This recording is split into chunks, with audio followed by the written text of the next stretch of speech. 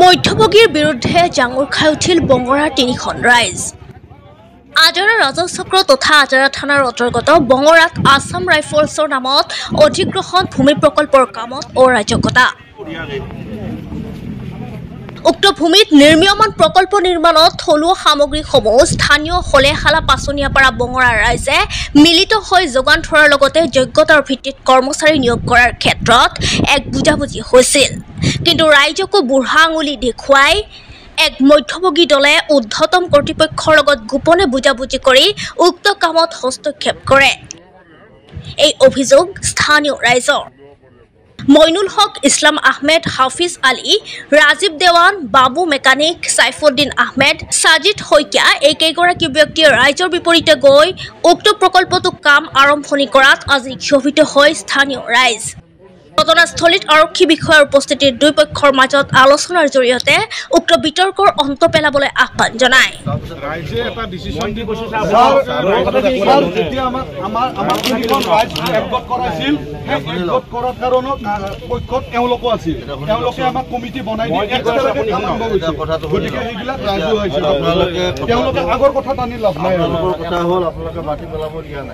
ৰাইজৰ অভিযোগ, ভূমি অধিগ্ৰহণৰ সময়তে হোৱা সিদ্ধান্তৰ বিপৰীতে এনে ধৰণৰ কৰ্মকাণ্ডই ৰাইজক ক্ষোভিত কৰিছে আৰু অতি শীঘ্ৰেই ঊৰ্ধ্বতম কৰ্তৃপক্ষই এই ক্ষেত্ৰত বিবেচনা কৰি ৰাইজৰ সৈতে সমিল হোৱাৰ আহ্বান জনায়।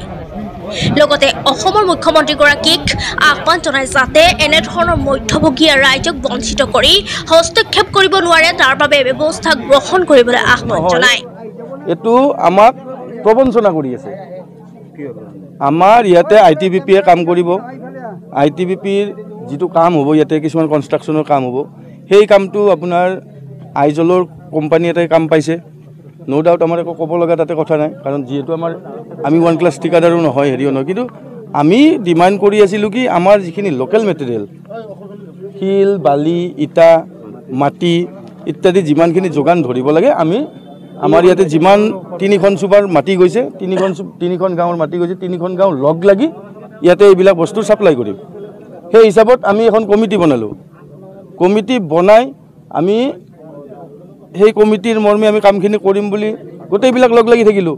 কিন্তু এই কমিটিৰ মাজৰ পৰাই কেইজন মানে আমাৰ পৰা ফালৰি কাটি গ'ল। মানে দেখিছে তাতে লাভ আছে, সেইটো বস্তু দেখিছে আৰু আল্টিমেটলি তেওঁলোকে বুদ্ধি কৰি গোটেই 3খন ৰাইজ লগ লাগি থকা বুলি, তেওঁলোকৰ লগত থকা বুলি, যিহেতু তেওঁলোক আমাৰ কমিটিখনৰ মেম্বাৰো আছিলে, গতিকে কৈছে আমি 3খন গাঁৱৰ লগতে আছোঁ।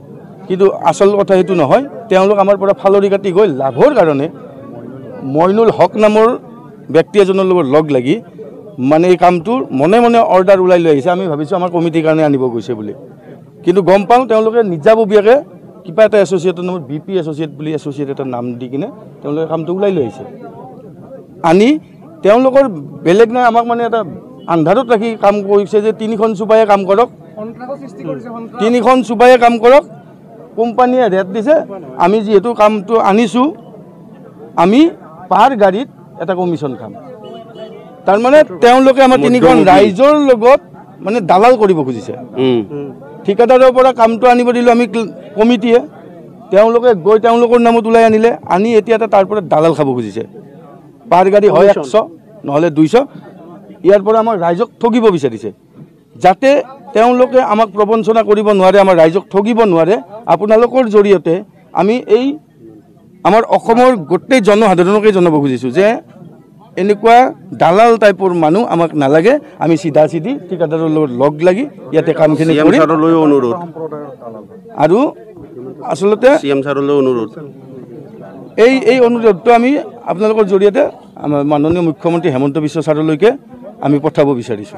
লগ লাগি এই কামটো কৰাৰ কাৰণে খুব প্ৰচেষ্টা চলাই আছোঁ। আনকি আমাৰ যিজন ঠিকাদাৰ আছে, ইষ্টাৰ্ণ ট্ৰেডিং কৰ্পোৰেশ্যন যিজন আছে, তেওঁৰ লগতো আমি যোগাযোগ চলাই আছোঁ। কিন্তু যিকেইজন মানুহে মধ্যভোগী যিকেইজন আহিছে, তেওঁলোকে কৰিছে কি, তেওঁলোকক মিছা গাইড কৰি আছে। তেওঁলোকক কৈ আছে কি যে সমাজ 3খন আমাৰ লগত আছে আৰু আমি বৰষুণৰ কাৰণে মাটি পেলাব পৰা নাই। কিন্তু সমাজ 3খন তেওঁলোকৰ লগত নাই। তেওঁলোকে সমাজত মিটিঙো দিছে আৰু সমাজ 3খনৰ এই যিটো মিটিং, এই মিটিঙৰ যিটো সমাজৰ পৰা যিটো ওলাই যোৱা তেওঁলোকলৈ প্ৰস্তাৱ, এই প্ৰস্তাৱটোক তেওঁলোকে নেওচি আজি তেওঁলোকে মাটি পেলাব আহিছে। আমি সেইটো বস্তু আমি কৈছোঁ যে যিহেতুকে সমাজৰ পৰা কোনো ধৰণৰ প্ৰস্তাৱ অহা নাই, আপোনালোকে জোৰপূৰ্বক বলপূৰ্বক বাহুবল ধনবল দেখুৱাই ইয়াত কিয় মাটি পেলাব আহিছে? এইটোতো অসম্ভৱ কথা। আমি এইটোত তাৰমানে প্ৰশাসনকো আমি বুজালোঁ যে ছাৰ এইটো আপোনালোকে হ'ব নিদিব, আৰু প্ৰশাসনেও আমাক বহুত সহায় কৰিছে। প্ৰশাসন আমাৰ লগত আছে, আৰু আপোনালোকৰ জৰিয়তে আজি মই এটা কথা ক'ব পাৰোঁ, মাননীয় মুখ্যমন্ত্ৰী মহোদয় হিমন্ত বিশ্ব শৰ্মাক ক'ব খুজিছোঁ যে ৰাইজৰ হৈ আপুনি অলপ মানে আমাক সহায় সহযোগিতা কৰক। মানে পাঁচচনীয়াপাৰা মুছলিম চুপা, পাঁচচনীয়াপাৰা হিন্দু চুপা আৰু খলেহালা ৰাজগড়, তিনিখন ৰেভিনিউ ভিলেজ, মানে তিনিটা পৰিয়াল বুলিয়ে ক'লোঁ মই। ইয়াতে গোটেইবিলাকে আমি লগ হৈ যে আছাম ৰাইফলে যদি অগাতে চৰকাৰক মাটি লাগে তেতিয়া আমি নিদিয়াৰ কাৰণে প্ৰস্তুত নহয়, আমি দিমেই। কিন্তু আমি এটা দাবীদাৰ কৰিছোঁ তেখেতসকলক।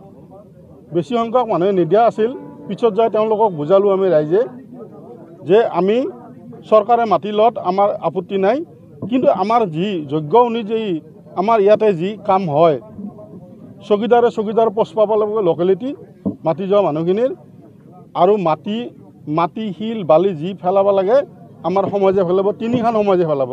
তাতে আমাৰ চেণ্ট্ৰেল কমিটি এখন বনোৱা গৈছে। কি নাম দিছে? চেণ্ট্ৰেল কমিটিখনৰ নাম আমি খলেহালা পাঁচনীয়াপাৰা বিকাশ গোষ্ঠী, বিকাশ মঞ্চ। তেনেস্থলত এই মধ্যভোগী কেইজন মানে ওপৰৰ পৰা কাম আনিছে বুলি কৈছে। আমি কাম আনিলেতো আমাৰ ক্লাছ 1 কণ্ট্ৰেক্টাৰ আমাৰ সমাজত নাই, যে যি কণ্ট্ৰেক্টাৰে ঠিকা পাইছে তাক আমি ৰাজহুৱাভাৱে সহায় সহযোগিতা কৰিম বুলি আমি প্ৰতিশ্ৰুতিবদ্ধ সমাজৰ তৰফৰ পৰা। আৰু তেখেতসকলক যি ঠিকাদাৰে কামটো পাইছে তেওঁলোক ইয়াতে অহা নাই, আমাৰ মাজত 4-5জন মধ্যভোগী কামটো আনিছে। সেই আনা মানুহখিনি মই পাঁচচনীয়াপাৰা ৰাইজৰ ছেক্ৰেটাৰী দৌলত আহমেদ, কিন্তু ইয়াতে মই পাটাদাৰো মাটি দিয়াত মই পাটাদাৰো ছেক্ৰেটাৰীও আছিলোঁ। সেই তেতিয়াৰ পৰা আমি এটা সংঘাত যাতে নহয়, যে হিন্দু মুছলিমে লগ হৈ পেলাই আমি কামখিনিত আগবাঢ়ছোঁ। কিবা কাম হ'লেও আমি সমানে ডিষ্ট্ৰিবিউটৰ হ'ব, সৰু কাম হ'লেও হ'ব, ডাঙৰ কাম হ'লেও হ'ব।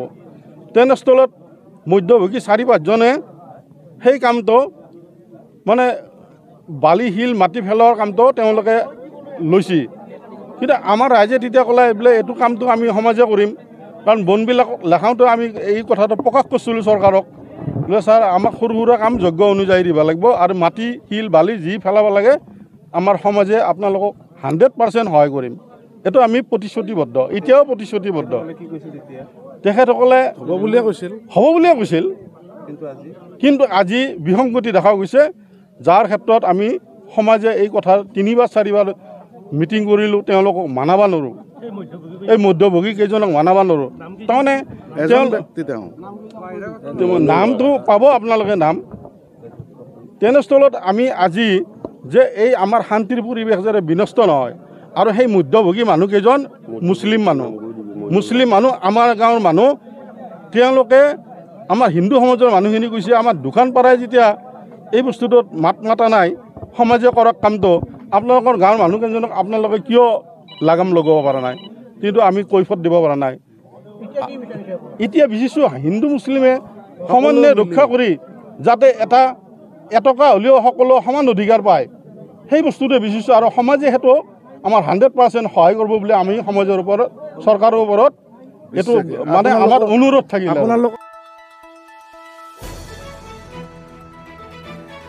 দ্য নিউজলেণ্ডছ, অবিৰত তথ্যানুসন্ধান, আপোনাৰ সেৱাত খবৰ সন্ধান। দ্য নিউজলেণ্ড।